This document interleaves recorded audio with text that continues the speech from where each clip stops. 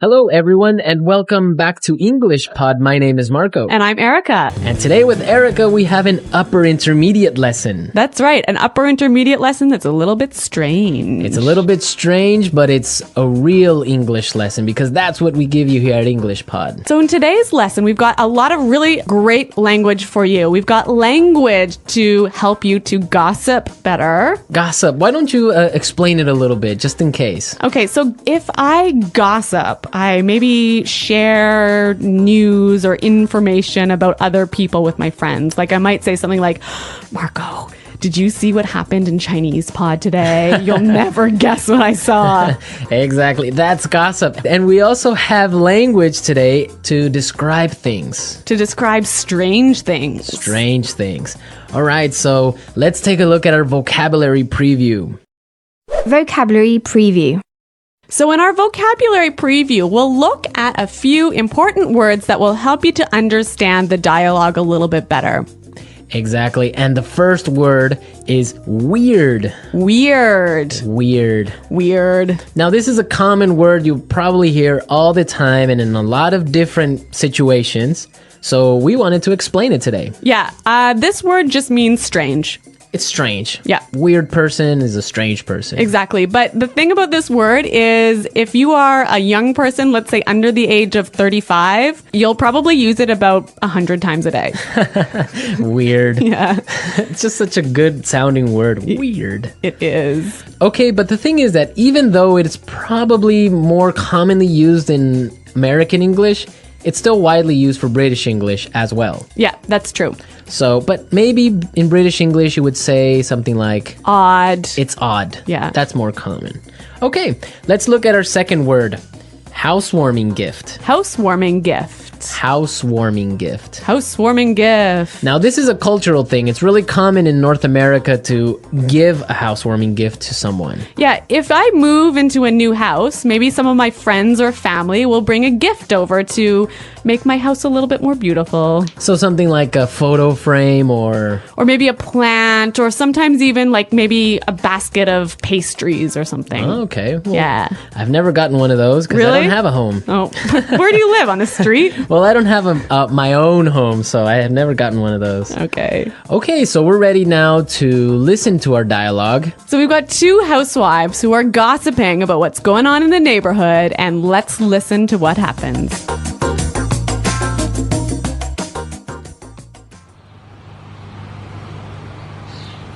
Oh, I don't know if you've heard, but someone moved into that old house down the road. Yeah, I know. I met the owner of the house yesterday as he was moving in.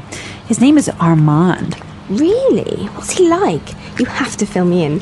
Actually, he's a bit strange. I don't know. I've just got a bad feeling about him. Really? Why? Well, yesterday I brought over a housewarming gift, but Armand started acting really weird, and then he practically kicked me out.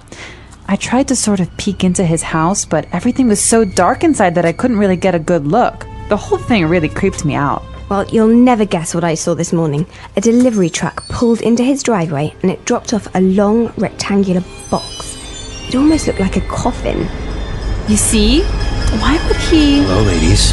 Armand! Oh, you scared the heck out of me. This is my friend Doris. Pleasure to meet you. If you're not doing anything tonight, I'd like to have you both for dinner. I'd like to have you both over for dinner.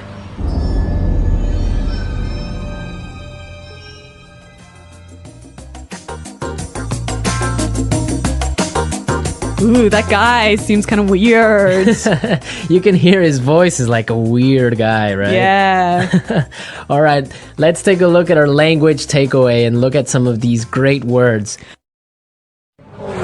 Language takeaway.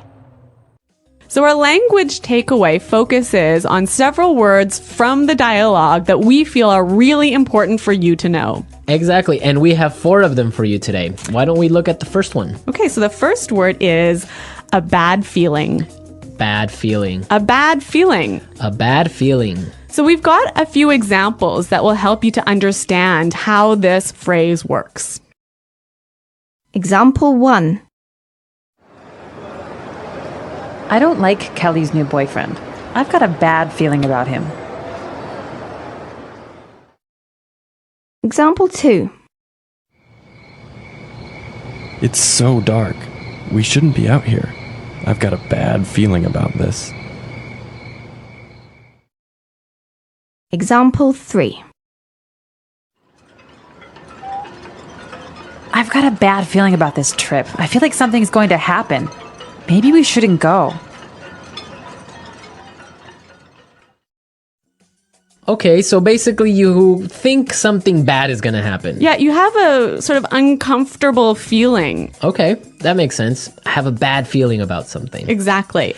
Okay, let's look at our second word now. Kicked me out. Kicked me out. Kicked me out. Kicked me out. So when someone kicks you out, it's they force you to leave. You don't want to leave, but they force you to Yeah. Marco, have you ever kicked someone out of your class? leave. Yes, I have. Really? Yeah. If you misbehave in my class, you're kicked out. So you're pretty strict, huh? Well, sometimes I am. Okay. Okay, also maybe you've kicked your husband out of bed. I might have done that once or twice before. We'll have to ask him. I'm sure he has. All right, so that's what it means. You force someone to leave the house, leave the class, leave the bed. So kicked out of class, kicked out of the house, kicked out of bed. Exactly. Great. Let's look at our third word now. Creeped me out. Creeped me out. Creeped me out. Creeped me out. Now, this is a really common phrase. I like this phrase a lot, and we've got some examples for you to listen to help you understand this word a little bit better. Example 1.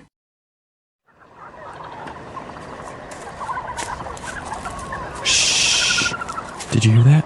Oh, I think I saw something. Stop it. You're really creeping me out. Example 2. This place really creeps me out. Let's get out of here.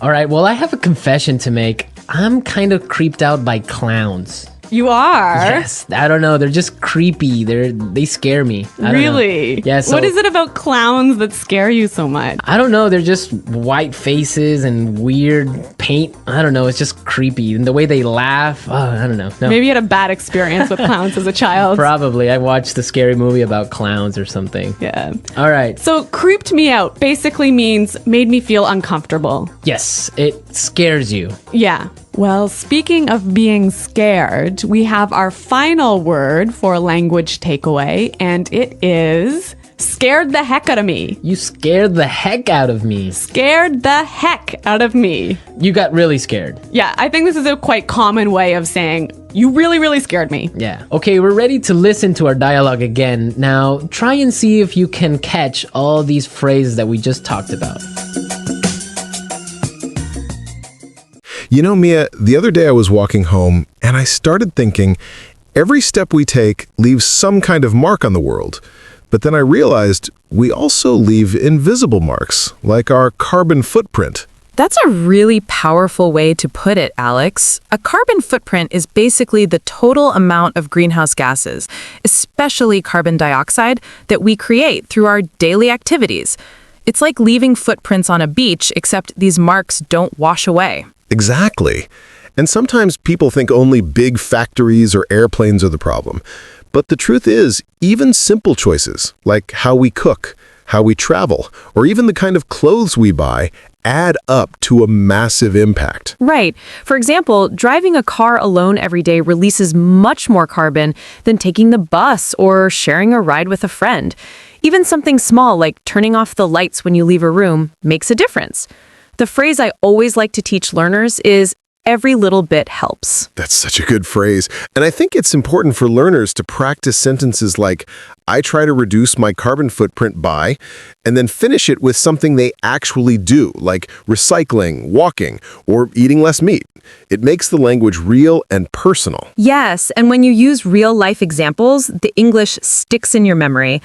Instead of just learning the word footprint, you connect it with your lifestyle. For example, I can say, I reduced my footprint by carrying a reusable water bottle. That's simple English, clear English, and also a positive action. And that's what makes the topic so exciting. It's not only about the environment, it's also about how we express responsibility in English. Phrases like do my part, make a change, or take responsibility are super useful in everyday conversations. Absolutely. And when people hear those words, they don't just hear vocabulary, they hear motivation. Because when you say, I'm doing my part to protect the planet, it makes others think, maybe I can do that too. Exactly. And that's why conversations like this are so powerful. They're not just teaching words, they're teaching a mindset. And I think that's the first step to really making a difference. And listeners, if you're enjoying this, don't just keep it to yourself. Share it with a friend. Leave a comment about how you reduce your carbon footprint. And let's spread the motivation. Alex, let me ask you this. Why do you think so many people ignore the idea of a carbon footprint? I mean, the science is clear, but people still say things like, oh, it doesn't matter what I do. That's a really great question. I think sometimes the problem feels too big, like climbing a mountain. People think, I'm just one person, my actions are too small. But the truth is, small actions multiply. Imagine millions of people turning off one light bulb. It's a massive difference. Exactly. And that's such a teachable phrase for our learners. Small actions multiply. You can use it not only for the environment, but in many parts of life. Studying English, saving money, even exercising. That's true. Another expression I like is drop by drop, the bucket fills. It means even little things add up over time.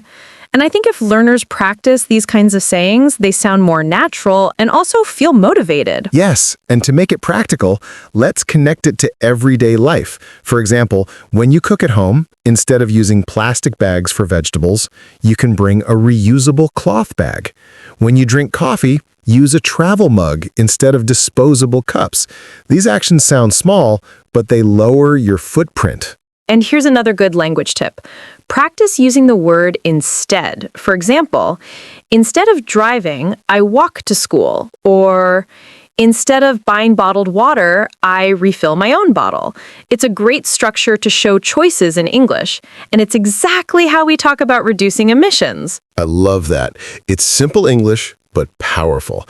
And learners can practice it right now. Instead of watching TV all evening, I read a book. Or instead of throwing away food, I compost it. See? You improve your English and help the planet at the same time. And the best part is when you share your habits in English, you're not just learning the language, you're also inspiring someone else. That's the beauty of combining learning with living. And listeners, we'd love to hear your examples using instead. Leave a comment with your own sentence. Share your small actions because your words and your actions really can multiply. Alex, have you noticed how some people use the phrase go green everywhere? It's almost become a lifestyle slogan, but many learners don't really understand what it means. That's true. Go green simply means choosing habits that are kind to the environment. It can be as small as recycling paper or as big as installing solar panels. The key is being eco-friendly. That word, eco-friendly, is very useful for learners too. Yes, eco-friendly is a great word. You can say, this bag is eco-friendly because it's made from recycled materials. Or, my office is trying to be eco-friendly by reducing paper use. It's practical vocabulary you can use in real conversations. Exactly. And I think it's also important for learners to notice the grammar. We usually say be eco-friendly or be energy efficient. Like, this car is energy efficient, or that company is not very eco-friendly. It's a simple way to sound natural. And, going green doesn't mean you have to make huge sacrifices. It's about smart choices. For example, carpooling, sharing a ride with a friend. It saves money, reduces emissions, and it's a perfect word to learn. Carpool. Yes, and you can practice sentences like, I carpool to work with my neighbor, or we carpool to school every morning. That's real, everyday English learners can use right away. And sometimes these eco-friendly habits actually improve your life, too. Imagine drinking fresh water from a reusable bottle instead of buying plastic every time. It's healthier, cheaper, and kinder to the earth. That's the beauty of it. When you go green, you're not just protecting the planet, you're also protecting your own future. And in English, it gives you so many great words and phrases to use in conversations. So, listeners, try this. Today, describe one eco-friendly habit you have. Use phrases like, I go green by, or I try to be eco-friendly when. Share it with us and inspire someone else with your words. Alex, have you noticed how some people use the phrase, go green, everywhere? It's almost become a lifestyle slogan, but many learners don't really understand what it means. That's true. Go green simply means choosing habits that are kind to the environment. It can be as small as recycling paper or as big as installing solar panels. The key is being eco-friendly. That word eco-friendly is very useful for learners too. Yes, eco-friendly is a great word. You can say, this bag is eco-friendly because it's made from recycled materials. Or, my office is trying to be eco-friendly by reducing paper use. It's practical vocabulary you can use in real conversations. And another expression that's connected is energy efficient. For example, I bought an energy efficient fridge, or we use energy efficient light bulbs at home. That's the kind of English you might hear at work, in shops, or even in news reports. Exactly. And I think it's also important for learners to notice the grammar. We usually say be eco-friendly or be energy efficient, like this car is energy efficient, or that company is not very eco-friendly. It's a simple way to sound natural. And going green doesn't mean you have to make huge sacrifices. It's about smart choices. For example, carpooling, sharing a ride with a friend. It saves money, reduces emissions, and it's a perfect word to learn. Carpool. Yes, and you can practice sentences like, I carpool to work with my neighbor, or we carpool to school every morning. That's real everyday English learners can use right away. And sometimes these eco-friendly habits actually improve your life too. Imagine drinking fresh water from a reusable bottle instead of buying plastic every time. It's healthier, cheaper, and kinder to the earth. That's the beauty of it. When you go green, you're not just protecting the planet, you're also protecting your own future. And in English, it gives you so many great words and phrases to use in conversations. So listeners, try this. Today, describe one eco-friendly habit you have. Use phrases like, I go green by, or I try to be eco-friendly when. Share it with us and inspire someone else with your words. Oh yes, in some countries, people give very exact directions, like go 200 meters and turn left. But in others, they might say, go straight a little bit, then turn where you see the big tree. Right. And sometimes you get funny or confusing instructions, like turn left where the old bakery used to be. If you're new to the city, you have no idea where that is. That's so true. It's a good reminder for our listeners. If you don't understand, it's okay to ask again. You can say, sorry, could you repeat that more slowly? Or could you show me on the map? Yes, and if you have a phone with internet, you can even hand it to them and say, could you please mark it on the map? People are usually happy to help. That's a great tip. And for those learning English, try to listen for keywords. Words like left, right, next to, opposite, behind, and in front of are very important. Exactly. And don't be shy to use hand gestures too. You can point left or right while repeating, so left here? That helps make sure you understand. I also love using phrases like, is it far from here? Or how long will it take on foot? These questions help you know if you should walk or maybe take a bus or taxi. Yes, because sometimes a place might be too far to walk, and locals will tell you, oh, you'd better take a bus, or it's about a 20-minute walk. That saves you time. And one more phrase I really like. Could you point me in the right direction? It sounds very natural and polite. Oh, that's a good one. And if you're already going the right way, people might just say, keep going straight, or you're almost there.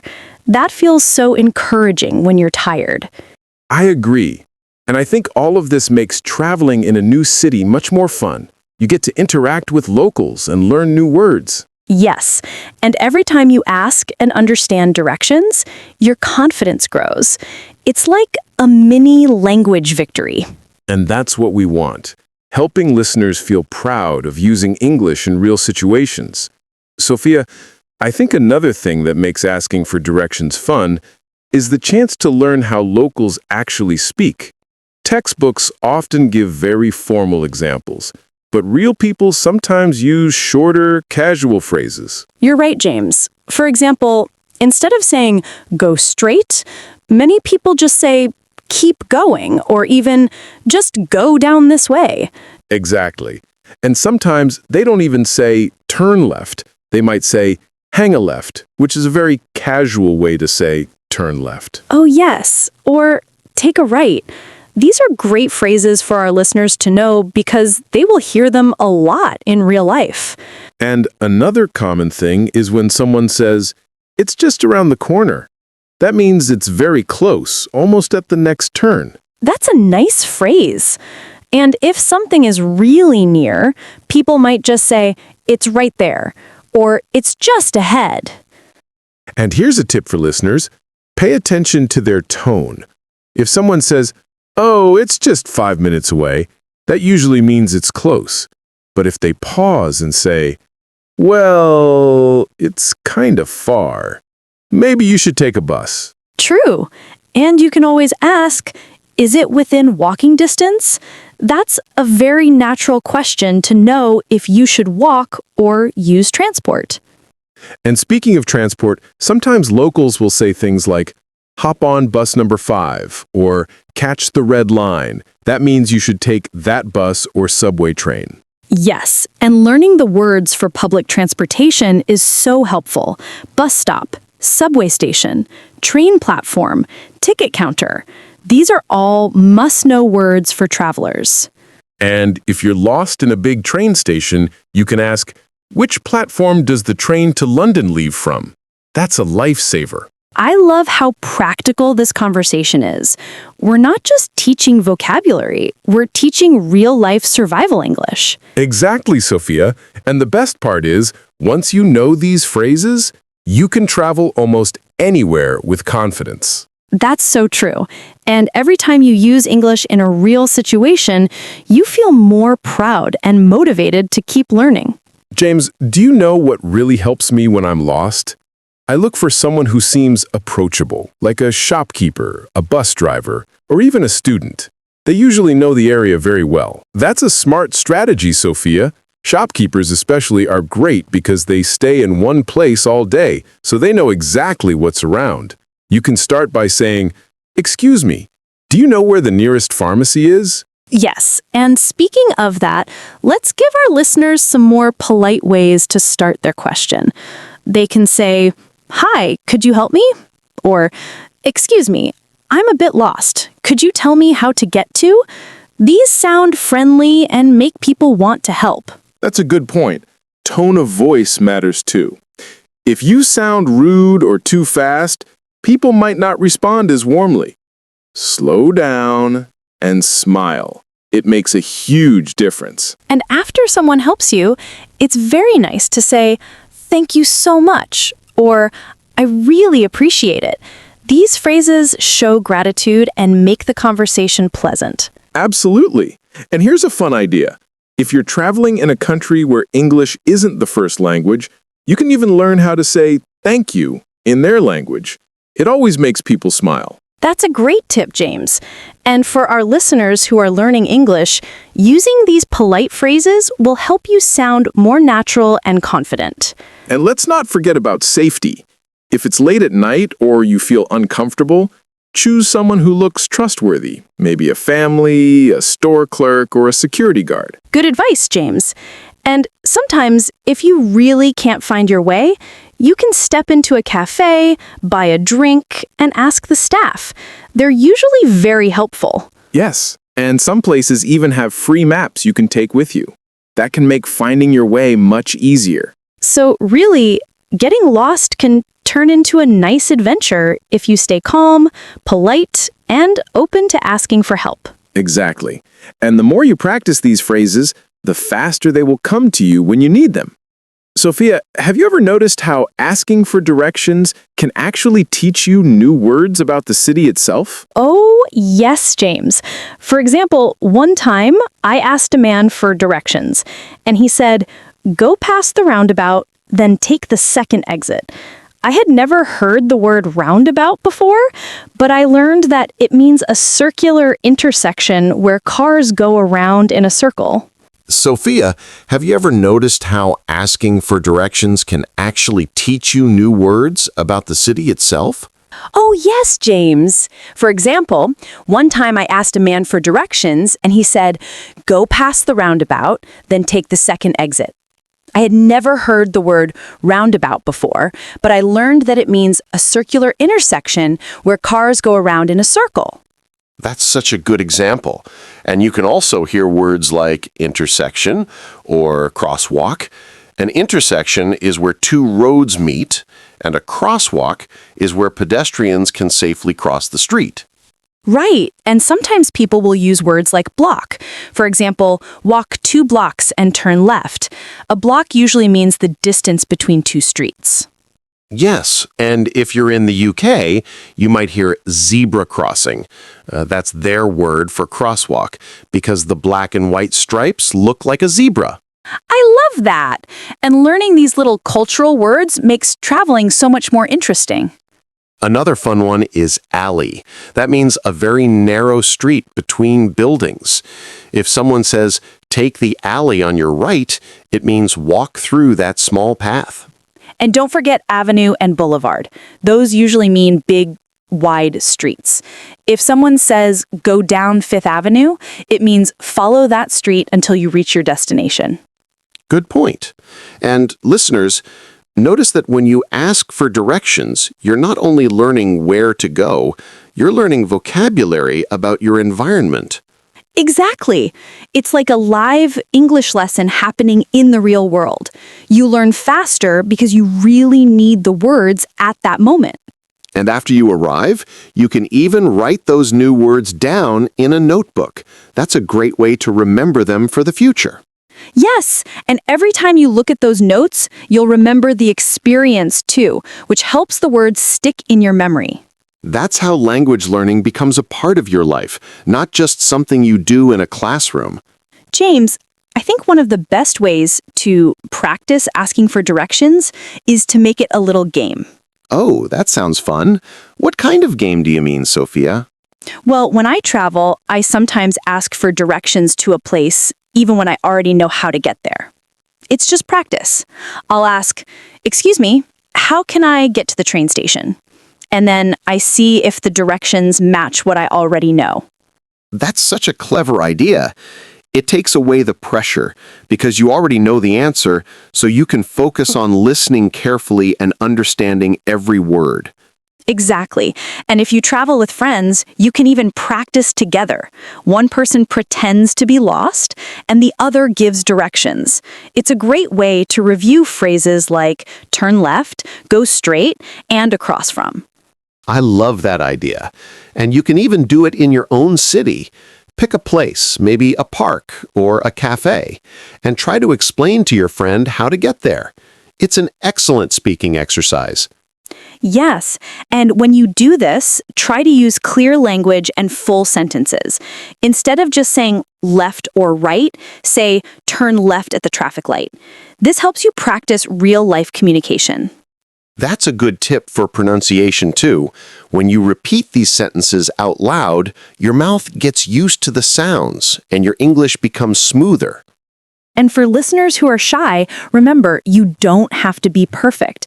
Even if your grammar isn't 100% correct, people will still understand you if you speak slowly and clearly. Yes, communication is more important than perfection. The goal is to be understood, not to give a grammar test. And every time you succeed, you feel more confident. That confidence will make you want to talk to more people, and soon, speaking English will feel natural. And that's the key, Sophia. Practice, practice, practice. The more you do it, the easier it becomes. Sophia, I think what we're really saying today is that getting lost isn't such a bad thing after all. You're right, James. Sometimes getting lost is actually an adventure. You discover new streets, hidden cafes, and beautiful places you wouldn't have seen otherwise. Exactly. And you get to meet new people when you ask for help. Each time you talk to someone, you're practicing real, natural English. And that's the best way to improve. Real conversations help you learn faster than just memorizing words from a book.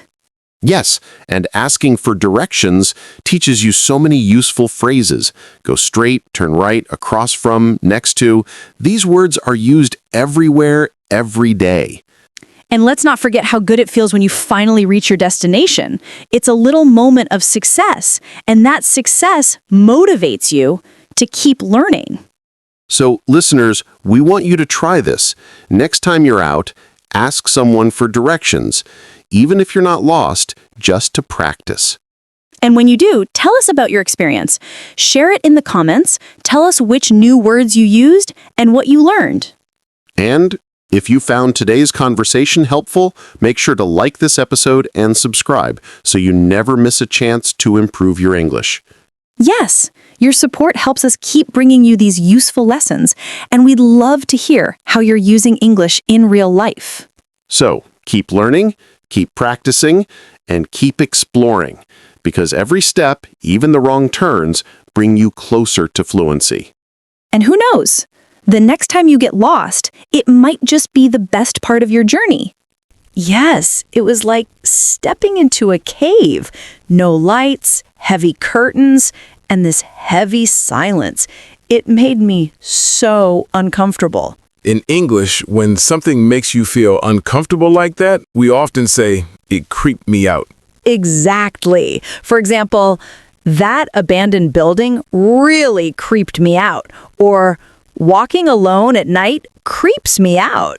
And people also use creepy as an adjective, like, that old doll is creepy, or the movie was creepy. Right. And Armin's house definitely gave me creepy vibes. Vibes is another nice word for learners. It comes from vibrations, but in daily English, it means the feeling or atmosphere of a place or person. Yes. For example, this cafe has good vibes, or that person gives me bad vibes. And clearly, Armand's home gave you bad vibes. It really did. You know, in English, we also use the phrase, a bad feeling, like, I have a bad feeling about this trip, or I have a bad feeling about that deal. Exactly. It means your intuition is warning you, and that's what you felt the moment you stepped inside. Yes, and that bad feeling stayed with me even after I left. It was so strong. Strange how one person or even one house can affect your emotions so deeply. That's true. And language like bad feeling, creepy, and weird helps us express those emotions in a natural way. And these are words that people actually use every single day, not just in books. You know, James, when I think about the box that looked like a coffin, I can't help but imagine all kinds of crazy stories. That's exactly how gossip starts, when people fill in the blanks with their imagination. Someone sees something unusual, and suddenly the whole town is talking. Yes, and usually it begins with phrases like, did you hear? Or, guess what I saw? Or, you'll never believe this. That's another common one. For example, you'll never believe this. I saw Armin carrying a box that looked like a coffin. Perfect example. These phrases are so useful in daily conversations because they grab attention. People instantly want to know more. Exactly. It's like a hook in storytelling. You catch someone's interest right away. But here's the thing. Gossip isn't always bad. Sometimes it's just sharing small news. Like, did you hear Sarah got a new job? Or, guess what? Tom bought a new car. That's true. Gossip can be light and fun, but it can also be dangerous if it spreads fear or wrong ideas. Yes, and with Armand, the gossip feels a bit darker. People are already suspicious because he's acting so differently. That's why words like weird, creepy, and bad feeling are so important to know. They show how emotions connect with gossip. Exactly. And it's also a cultural point. Gossip exists in every culture, but the words we use in English make it sound very natural. Right. If you want to sound more fluent, don't just say, I heard something. Try, I don't know if you've heard, or you'll never guess what I saw. Those little expressions are what make you sound like a real English speaker in everyday life. That's true. Instead of saying, he bought a big box, they'll say, you'll never guess what I saw. It looked like a coffin. It makes the story exciting. Exactly. And that's why gossip spreads so fast. It's half fact, half performance. People enjoy telling it like a little story. And the language they use makes it memorable. Think about phrases like, it gave me the chills, or it scared the heck out of me. Those are powerful expressions. Yes. For example, that horror movie gave me the chills. Or when the dog barked suddenly, it scared the heck out of me. I love teaching those phrases because they're natural, emotional, and easy to use. Learners can pick them up and use them right away in daily life. Exactly. And sometimes gossip can be a good way to practice new expressions. People repeat the same phrases when telling stories, so you hear useful patterns again and again. That's so true. For instance, fill me in shows up a lot. Imagine you missed a meeting and you ask a friend, can you fill me in on what happened? It's everyday English. Yes, and in gossip, it becomes, fill me in. Tell me everything about the new neighbor. Ha, exactly. And suddenly, you've learned a phrase that works in both casual conversations and serious situations. That's the beauty of real English. It's flexible. One phrase can fit many different contexts. And honestly, that's why talking about gossip isn't just fun. It's useful for language learning. It's full of natural expressions that people actually use. James, something else interesting about gossip is how it often shows culture. In some countries, gossip can be about family, neighbors, or even workmates. That's true. In small towns, for example, gossip usually focuses on neighbors, like who's moving in, who's getting married, or who's acting strange. Exactly. And in English, people love to start with phrases like, I don't know if you've heard, or you'll never guess who I saw. It makes the listener curious right away. And that curiosity is powerful. When someone says, guess what? You almost have to answer. It pulls you into the conversation. Yes, and that's a tip for learners. If you want to keep a conversation flowing in English, try using one of those expressions. It makes your speaking sound natural. For example, instead of saying, I have news, say, you'll never believe what happened. Or, did you hear about the new restaurant? It's friendly, simple, and people respond to it quickly. Exactly. And it doesn't always have to be negative gossip. It can be positive too, like, guess what? Emma passed her exam. That's right. Gossip isn't just scary stories or weird neighbors. It can also be fun, surprising, or encouraging. But in our neighborhood with Armand, it's definitely the mysterious kind of gossip. Yes, and that's why it's such a good example to teach these useful English expressions. Sophia, do you know what else I've noticed? Gossip often uses a lot of strong adjectives, words that give color and emotion to the story. Absolutely. Instead of just saying, he's different, people say, he's weird, he's creepy, or he's suspicious. Those words paint a stronger picture. Yes, and they help listeners feel the story, not just hear it. For example, that man is weird makes you imagine strange behavior right away. Exactly. And when you say, that place creeped me out, people can almost feel your discomfort. That's why adjectives are so powerful in English. They turn a simple story into something memorable. And it's not just adjectives. Think about idiomatic phrases, too, like, I've got a bad feeling about this. It's so much more natural than just saying, I'm worried. Right. Or it scared the heck out of me is much stronger than just I was scared. These are the kinds of phrases learners need if they want to sound like real English speakers in daily life. And gossip is full of them. It's almost like a free English lesson. You hear words, phrases, tone, even exaggeration. Yes, and exaggeration is key. People don't just say, I saw a box. They say, you won't believe it. It looked like a coffin. Exactly. And that exaggeration makes the gossip more dramatic, but also more useful for practicing English. So true. If learners start adding strong adjectives and phrases, their English will instantly sound more expressive and natural. James, do you realize how much language we can actually learn just from this one strange neighbor story? Yes, it's amazing. We've got phrases like, I've got a bad feeling, it creeped me out, and you scared the heck out of me. Those are phrases people really use. And we also explored gossip expressions like, did you hear, fill me in, and you'll never guess what I saw. They make conversations sound natural and interesting. Exactly. And when learners practice these, they're not just learning words. They're learning how to start and continue real conversations. Yes, because English isn't only about grammar and vocabulary lists. It's about sounding alive, emotional, and connected to the people you're speaking with. That's why even a simple story about a new guy in town can become a powerful English lesson. It's practical, memorable, and fun. And learners can take these words and phrases and try them in their own lives. Maybe say to a friend, guess what happened today? Or that really creeped me out. Exactly. Practice them, use them, and soon they'll feel natural. That's how fluency grows.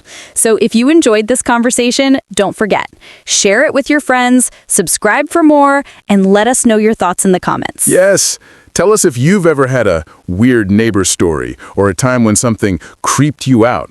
We'd love to hear your stories. Because learning English is not just about studying, it's about sharing experiences, stories, and real life.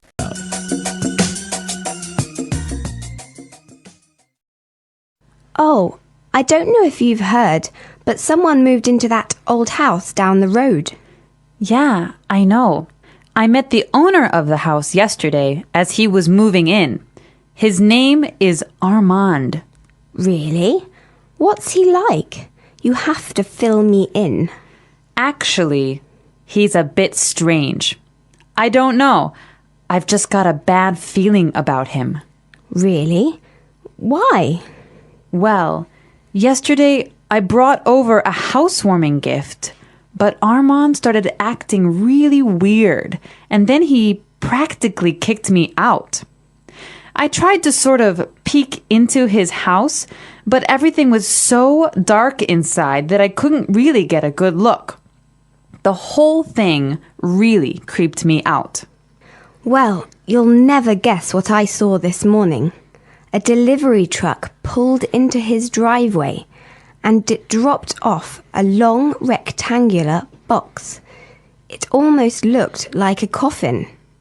You see? Why would he... Hello, ladies. Ah, Armand, you scared the heck out of me. This is my friend, Doris. A pleasure to meet you. If you are not doing anything tonight, I would like to have you both for dinner. I would like to have you both over for dinner.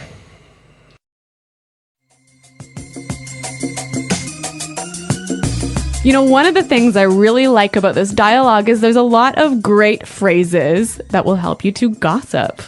That's a good observation. So I think it's time for Fluency Builder. Fluency Builder. In Fluency Builder, we take a simple phrase or a simple word you already know and show you how to express the same idea a little bit more naturally. Okay, great. So let's take a look at our first item for Fluency Builder. So when you gossip with somebody, you often tell them news or information that they don't know already. And you might start by saying, did you know that? Or you can say, did you hear? Yeah, both of those phrases are perfectly fine, but if you want to sound a little bit more native-like when you're gossiping, you might try out this phrase from the dialogue. I don't know if you've heard, I don't know if you've heard. Yeah, that's a really good phrase. You're saying exactly the same thing, but in a really natural way. It's a great one for gossiping. So, Marco, I don't know if you've heard, but Chinese pod is up to some pretty crazy things. See, that's exactly how you would use that phrase. So now let's take a look at our second item. Now, when you're gossiping, you want information. That's right. So you might say, oh, tell me about it. Or something like, give me the details. Yeah, and again, both of these examples are perfectly fine, but when you're gossiping, you might want to try something like this. You have to fill me in. You have to fill me in. Fill me in. Yeah, that's what I would say. Fill me in, give me the details. Fill me in. Fill me in on today's gossip. Okay, so let's take a look at our third item. Now, if you have some juicy, gossipy news, and you want to start up a conversation, you might use this phrase here. Well, you'll never guess what I saw this morning. Well, you'll never guess what I saw this morning. that's a really good phrase. You can change it a little bit. You can say, you'll never guess who I saw. Or you'll never guess what I heard. Exactly. Very excellent gossip phrases. We're teaching you how to gossip because that's real English. People really do it, so you got to know the language for it. All right, so enough of our gossip. I think it's time for us to listen to the dialogue one last time. Welcome to WorldPod English Video. Today I want to tell you a story that is full of mystery, curiosity, and useful English expressions. Imagine this. You move into a quiet neighborhood, everything seems peaceful, but suddenly a new neighbor arrives. And this neighbor is different. Some people would even say he is weird. Now, weird is such a common word in English. It simply means strange or unusual. For example, you might say, that movie was so weird, I didn't understand the ending. Or, my friend always wears socks with sandals. It looks weird. People use this word all the time, especially in everyday conversation. And in our story, the new neighbor will show us exactly why people might call him weird. The first time anyone saw him, he was standing outside the old abandoned house at the end of the street. You know the kind of house I mean. Dark windows, creaky doors, and a garden that looks like nobody has touched it for years. He had a tall frame, pale skin, and a serious look on his face. Right away, the neighbors whispered, "Something about him feels strange. Something gives me a bad feeling." Now, that phrase, a bad feeling, is very useful in English. It means you think something negative might happen, even though you don't know exactly what. You can say, I have a bad feeling about this trip, or I have a bad feeling about meeting that person. In our story, many people in the neighborhood had a bad feeling about this mysterious man. One woman, curious and polite, decided to bring him a housewarming gift. A housewarming gift is a present you give to someone who has just moved into a new home. In many cultures, it might be a plant, a basket of fruit, or maybe a candle. She thought this would be a friendly way to welcome him. But when she knocked on his door, something unexpected happened. The man opened the door slowly, and instead of smiling, he looked surprised, almost nervous. When she offered the gift, he barely looked at it and said, "You should go now." Then, very quickly, he closed the door. She stood there, shocked. No one had ever reacted like that before. It was as if he had practically kicked her out. To kick someone out means to force them to leave. For example, the teacher kicked the noisy students out of the classroom, or he was kicked out of the club for fighting. In this case, the new neighbor didn't physically kick her out, but his strange behavior made her feel unwelcome. When she returned home, she told everyone, "That man really creeped me out." To creep someone out means to make them feel uncomfortable or even a little scared. You might say, "That old movie really creeped me out," or "Walking alone in the dark always creeps me out." And so the gossip began. People in the neighborhood whispered, "Who is this man? Why is his house so dark? Why does he act so strange?" Some even said, "I don't know if you've heard, but something very odd is happening at that house." The story of the strange neighbor was only beginning. The next morning, the quiet street woke up to something unusual. A large delivery truck rolled slowly down the road and stopped right in front of the strange neighbor's house. The sound of the engine, the heavy brakes, and the squeak of the doors caught everyone's attention. Curious neighbors peeked from their windows, pulling back the curtains just enough to see, but not be seen. Two men climbed out of the truck and carried a long rectangular box. It was covered in dark wrapping, and the shape looked mysterious. One of the neighbors whispered to herself, "It almost looks like a coffin." Now, of course, it might not have been a coffin at all, but that was enough to make the gossip grow stronger. Here's a useful phrase. You'll never guess what I saw. People often use it when they want to share surprising news. For example, "You'll never guess what I saw at the supermarket today. My old teacher from school." Or, "You'll never guess what I heard. John is moving to another country." It's a very natural way to start gossip or tell an exciting story. And on that street, almost everyone was saying, "You'll never guess what I saw outside his house this morning." The box disappeared inside and the door slammed shut. The house was silent again. But silence is never really silent in a neighborhood. It only makes people talk more. One man muttered, "I've got a bad feeling about this." Another replied, "Stop it, you're creeping me out." This is how gossip works. It starts with one detail, then another, and soon it grows into something bigger. In English, when you want more details about gossip, you can say, "Fill me in." For example, "I missed the meeting. Can you fill me in on what happened?" Or, "You saw him? Fill me in. What did he say? What did he do?" And that's exactly what the neighbors were saying to each other. "Fill me in on what you saw. Tell me everything." Everyone wanted the details. By the afternoon, the entire street was buzzing. Children whispered about monsters, adults exchanged theories, and everyone agreed the new neighbor was strange, mysterious, and maybe even dangerous. The house that was once just old and empty had now become the center of fear, gossip, and imagination. The strange neighbor hadn't even spoken to most of them yet, but already people were using phrases like, "He creeps me out," "I've got a bad feeling," and "That guy is really weird." Useful English, yes, but also powerful words that can change how we see someone. And the most interesting part? The neighbor seemed to enjoy the mystery. That evening, something happened that made the entire neighborhood even more nervous. Just as the sun was setting and the sky turned orange and purple, the strange neighbor finally stepped outside. He stood at the front gate, his face partly hidden by the shadows. The air felt heavier, almost as if the whole street was holding its breath.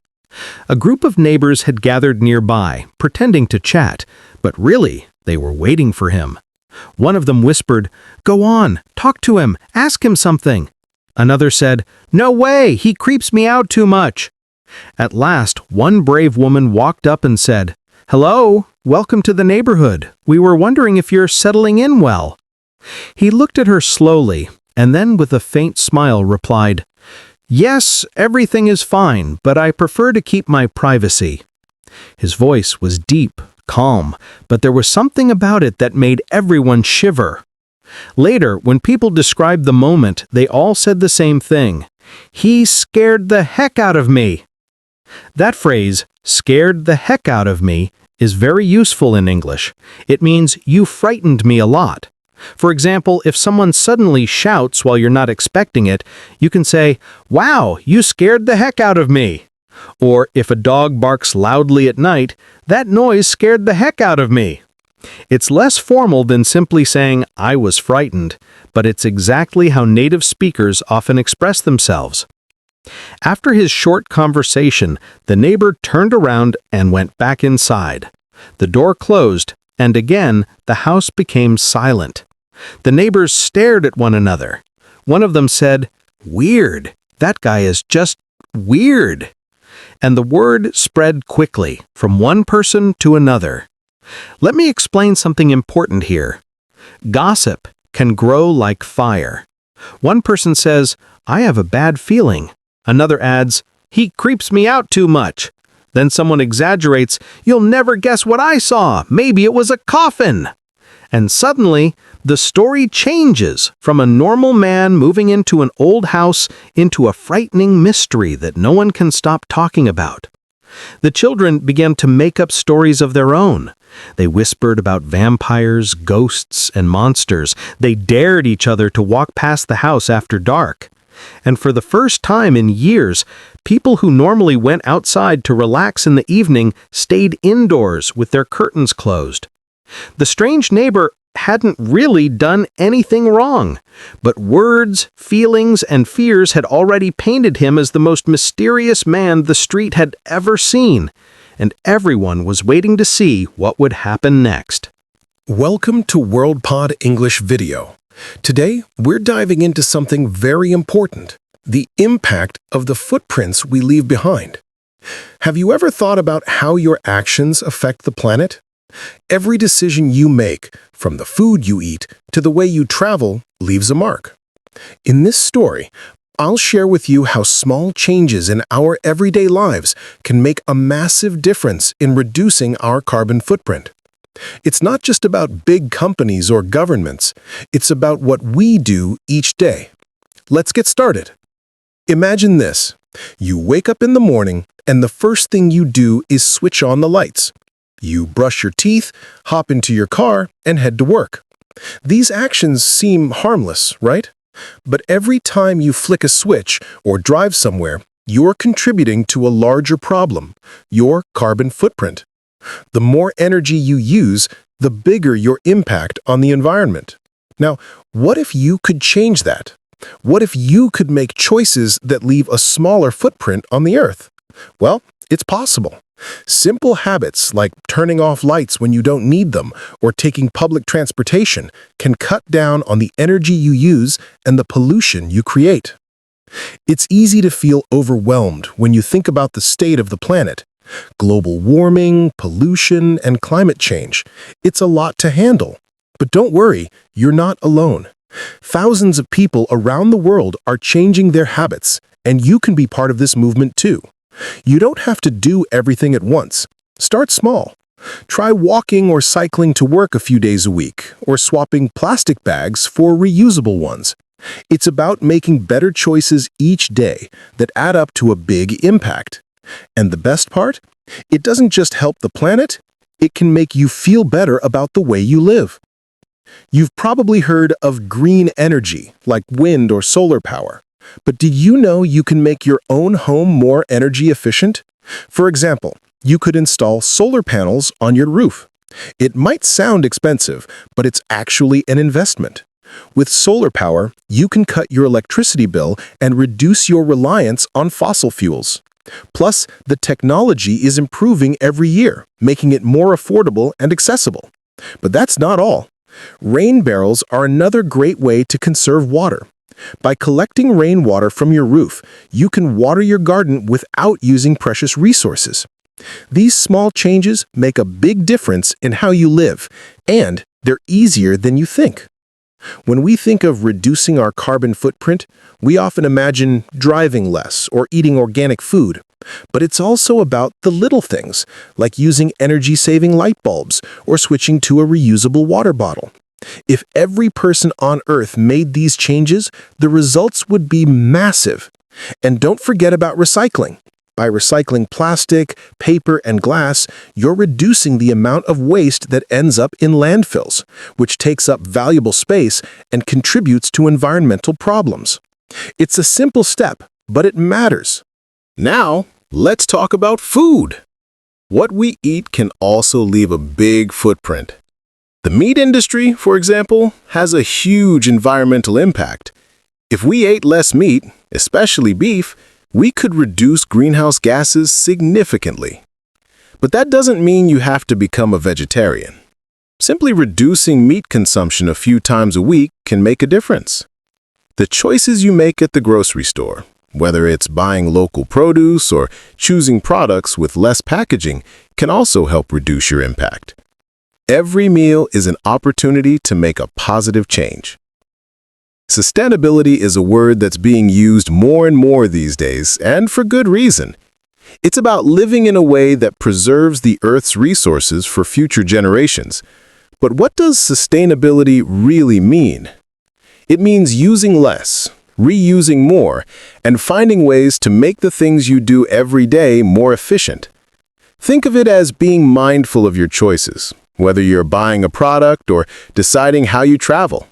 Small changes, like switching to biodegradable products or buying from sustainable brands, can make a huge difference. A great example of sustainability is composting. Instead of throwing away food scraps, you can create compost for your garden. Over time, organic waste like fruit peels, vegetable scraps, and coffee grounds break down and turn into nutrient-rich soil that helps plants grow. Not only are you keeping waste out of landfills, but you're also making your garden more sustainable. It's a win-win. And don't worry, composting doesn't have to be complicated. You can start with just a small bin in your backyard, and as you learn more, you can expand. As you can see, the footprint we leave behind isn't just about what we do as individuals, it's about how we connect with the world around us. Every decision we make has an impact. And while it may feel like one person can't make a difference, together we can. Start by making small, sustainable changes in your life. Reduce, reuse, recycle, and always keep in mind that even the smallest actions can make a big impact. Thank you for being part of WorldPod English Video. Don't forget to like, subscribe, and share this episode with others. We'd love to hear your thoughts in the comments.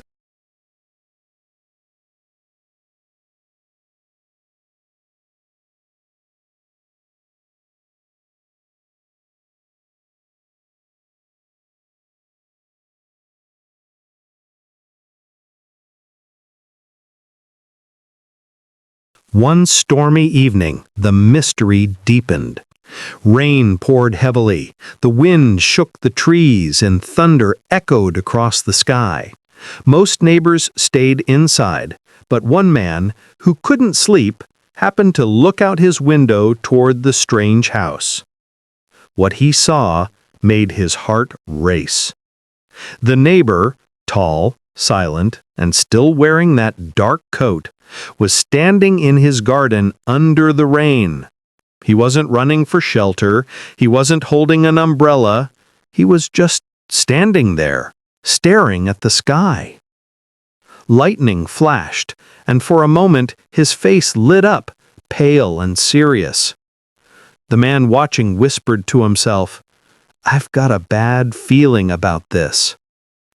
That phrase, "a bad feeling," is so common in English when you sense something negative might happen. You don't need to explain why, you just feel it. For example, "I don't want to go into that dark building. I've got a bad feeling about it." "I've got a bad feeling about this meeting. It won't end well." It's not just fear, it's that heavy feeling in your stomach when something feels wrong. By morning, the story had already spread. The man who saw him outside told the others, "You'll never guess what I saw. He was standing in the rain, all alone, not moving at all." And of course, the phrase, "you'll never guess," made the story even more dramatic. That's the power of words. Soon, people added details of their own. Maybe he was performing some kind of ritual. Maybe he was waiting for something or someone. Maybe he's not even human. The gossip grew darker, and people began avoiding the street altogether. Even the children, who once enjoyed telling scary stories, now refused to play outside after sunset. Parents warned them, "Stay away from that house. Don't go near him." It's fascinating, isn't it? A single action, just standing in the rain, was enough to creep out an entire neighborhood. And because gossip is powerful, that single action turned into a legend. People repeated the words again and again. "He's weird. He creeps me out. I've got a bad feeling about him."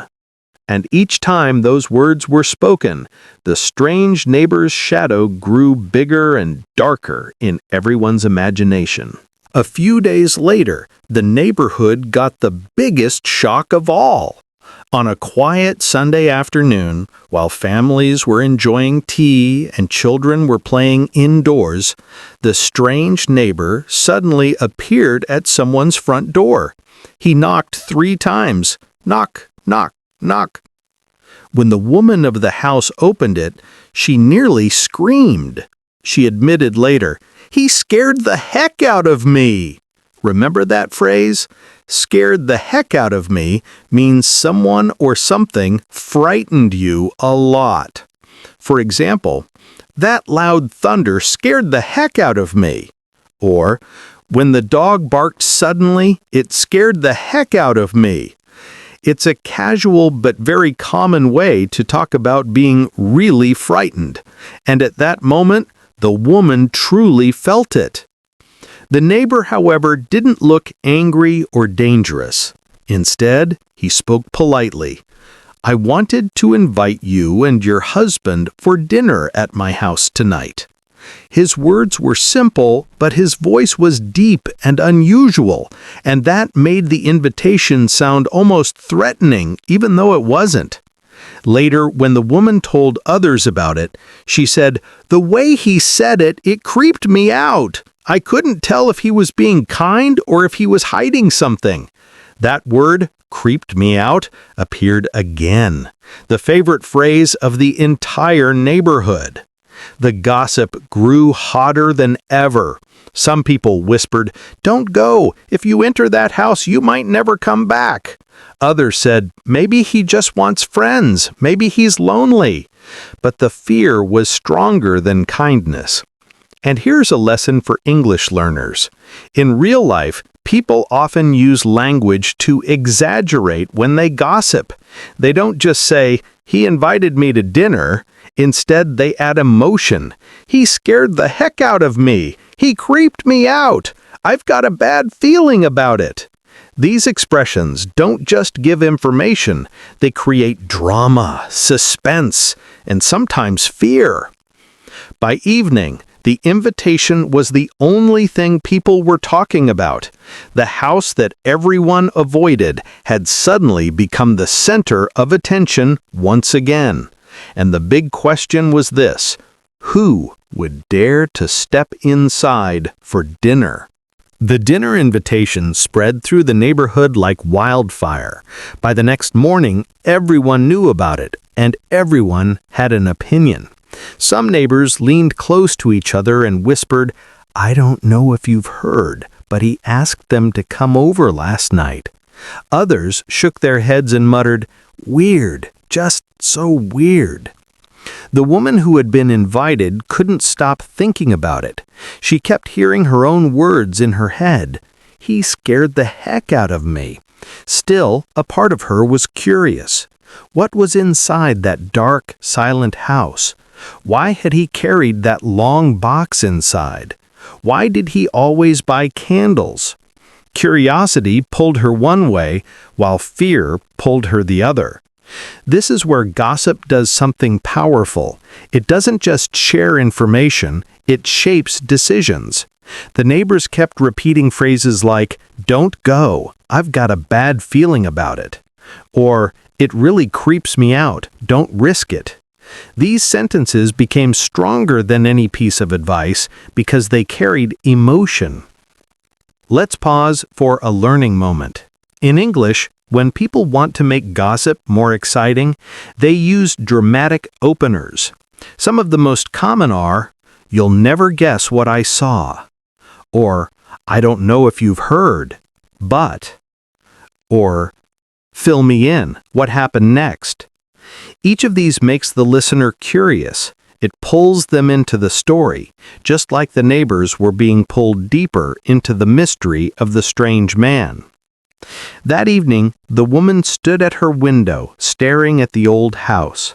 Through the curtains, she thought she saw movement, shadows passing behind the glass.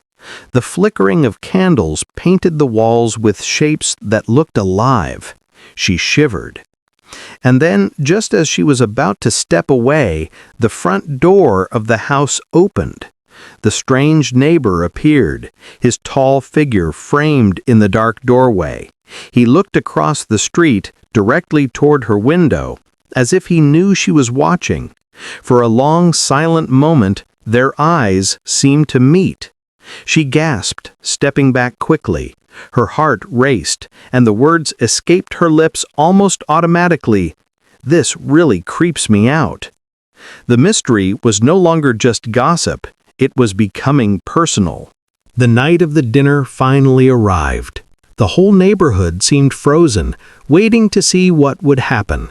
Lights in every house were dim, but behind curtains, dozens of eyes were secretly watching that one dark house at the end of the road. The woman who had been invited stood in her living room, her heart beating fast. The gift she had once brought had been rejected. The box delivery had frightened her, and now she was being asked to sit at his table. Her husband tried to calm her.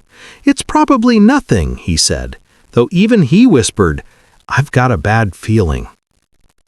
When they stepped outside, the street was so quiet it almost felt abandoned. Their shoes tapped against the pavement as they walked slowly toward the mysterious house.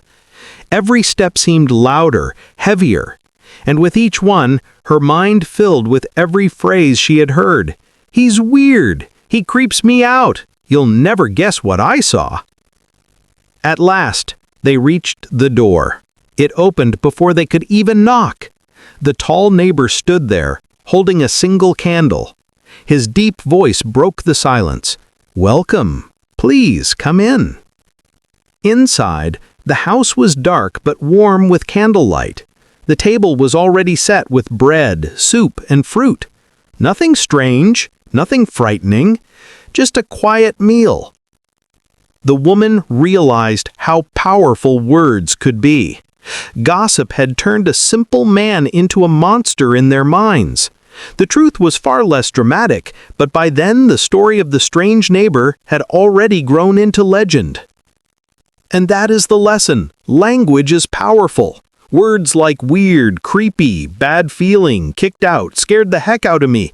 They don't just describe reality, they shape it. People believe them, repeat them, and soon the words become bigger than the truth. So next time you want to practice English, remember how real phrases create real emotions. Try them in your daily conversations. "I've got a bad feeling about this movie. That sound creeps me out. You scared the heck out of me just now." These are the kinds of expressions native speakers use every day. And thank you for being a part of WorldPod English Video. If you enjoyed this story and learned something new, don't forget to like, subscribe, share, and leave a comment. Your words, just like gossip, have power, so let's use them to spread learning and connection.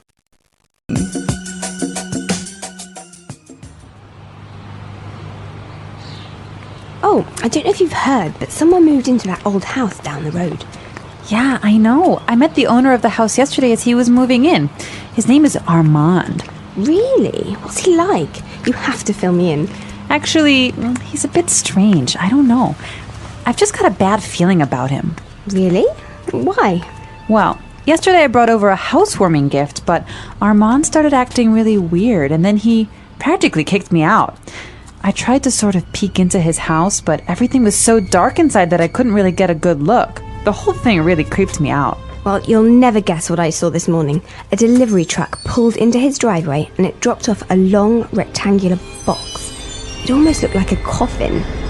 You see? Why would he... Hello, ladies. Armand! Oh, you scared the heck out of me. This is my friend Doris. Pleasure to meet you. If you're not doing anything tonight, I'd like to have you both for dinner. I mean, I'd like to have you both over for dinner.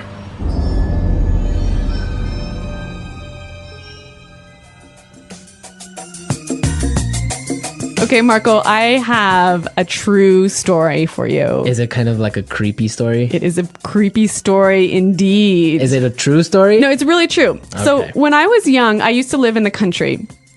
And, you know, in the country, all of the neighbors know each other. It's a small community, so everyone knows what's happening all the time. Okay. And there was some gossip going on in our community about a guy who lived at the end of the road. And he was the owner of a car wrecking yard. So a place where you take old broken down cars and take the parts apart to sell. Right. And anyway. A scrapyard. Yeah, a scrapyard. All right. Okay, so, you know, he had a wife and a couple of kids, and suddenly his wife disappeared. Wow. Yeah. And no one knew what happened or anything. And so several years pass, and suddenly the police start coming in and start investigating this guy and start digging up all of the land around his property. And I don't know what they're doing, but I think they were looking for the wife's body. Wow. And did they find it? I don't know. I moved away. Ah, such a great story, but we don't know how it ends. Yeah, well... Well, we can leave it up to the imagination of our listeners. Exactly. Maybe they were looking for an old car. An old car buried in the ground. I don't think so. All right, that's a true story. Real English, real stories. You There heard go. it first here on English Pod. All right. So we want to hear your comments and suggestions about this topic. I bet a lot of our listeners also have creepy stories, maybe ghost stories, maybe, I don't know, different types of weird stories. So you guys should definitely log on to English Pod and share them with us. That's right. Go to englishpod.com and in the comments section of the website, tell us your creepy stories. And we're going to pick out the best story as the story of the week. We'll announce it in our This Just In podcast. Yes, so we want to hear all your juicy stories and gossip maybe as well. Yes.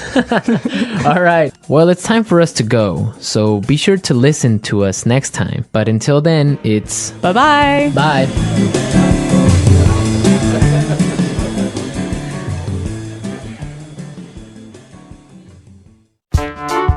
The English Pod Audio Review. Listen to the meaning, then say the vocabulary word.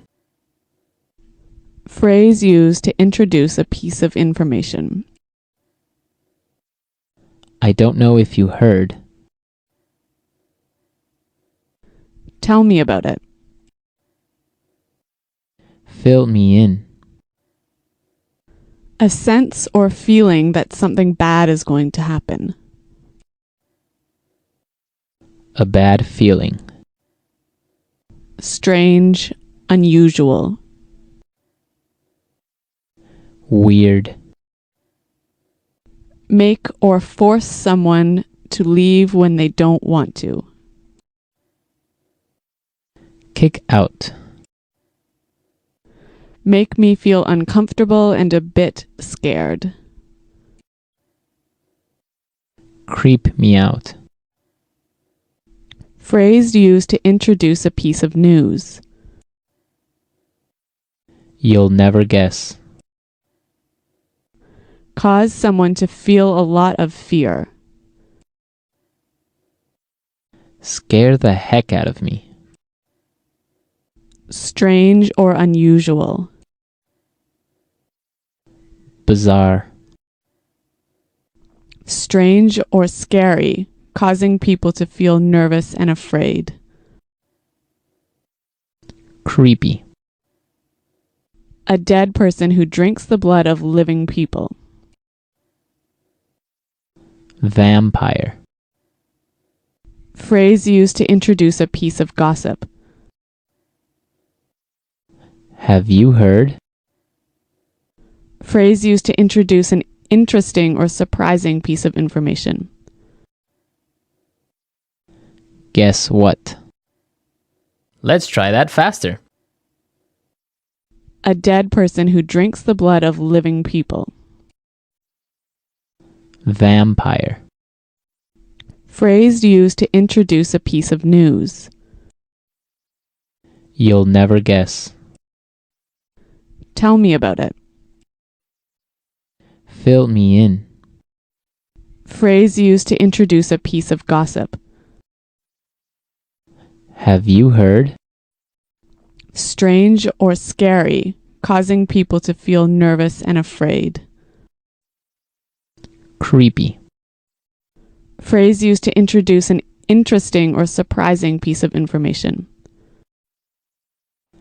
Guess what? Strange, unusual. Weird. Make me feel uncomfortable and a bit scared. Creep me out. Cause someone to feel a lot of fear. Scare the heck out of me. Make or force someone to leave when they don't want to. Kick out. A sense or feeling that something bad is going to happen. A bad feeling. Strange or unusual. Bizarre. Phrase used to introduce a piece of information.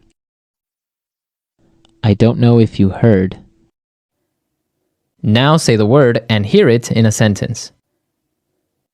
Weird.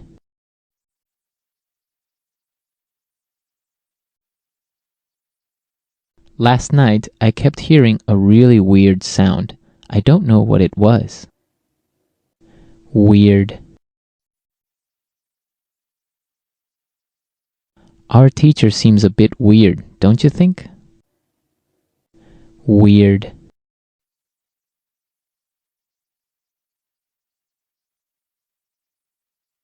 The weirdest thing happened to me yesterday. A pack of monkeys stole my car keys. A bad feeling.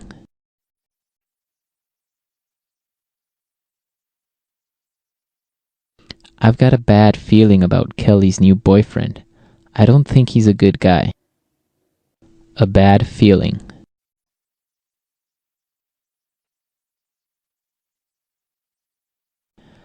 I have a bad feeling about this sales strategy. I think it's going to fail. A bad feeling.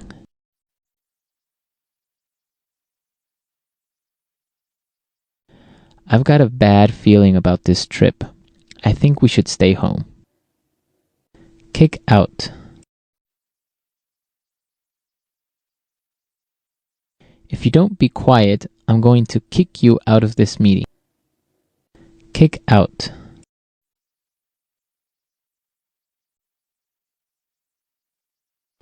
We got kicked out of the restaurant at midnight because they were closing. Kick out.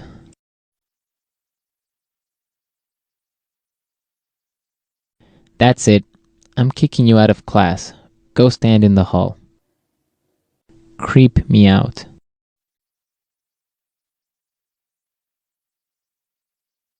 This old house is so scary. It's really creeping me out. Creep me out.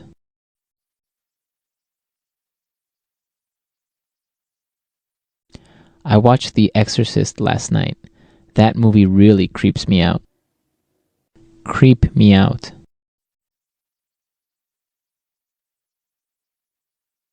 The last time I walked home alone at night, I really got creeped out.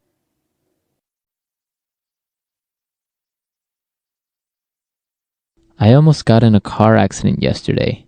That scared the heck out of me.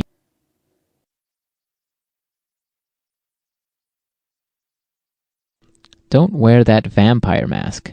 You're scaring the heck out of the baby.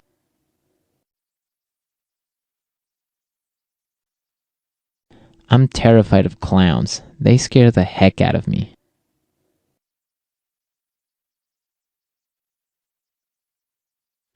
I don't know if you've heard, but Susan and John are breaking up.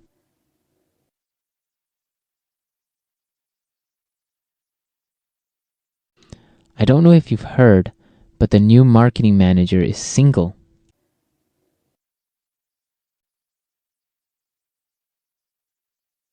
I don't know if you've heard, but Maurice quit his job yesterday.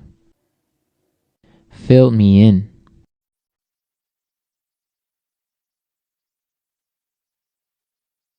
I can't go to today's meeting, but can you fill me in on the important details? Fill me in.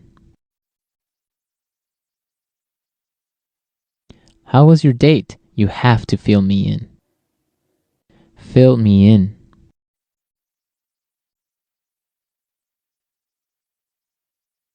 Sarah missed her class yesterday, but I filled her in on the homework assignment.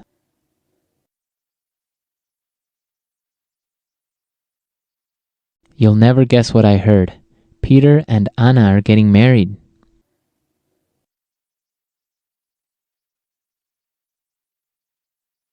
You'll never guess who I saw yesterday. Bill, my boyfriend from high school.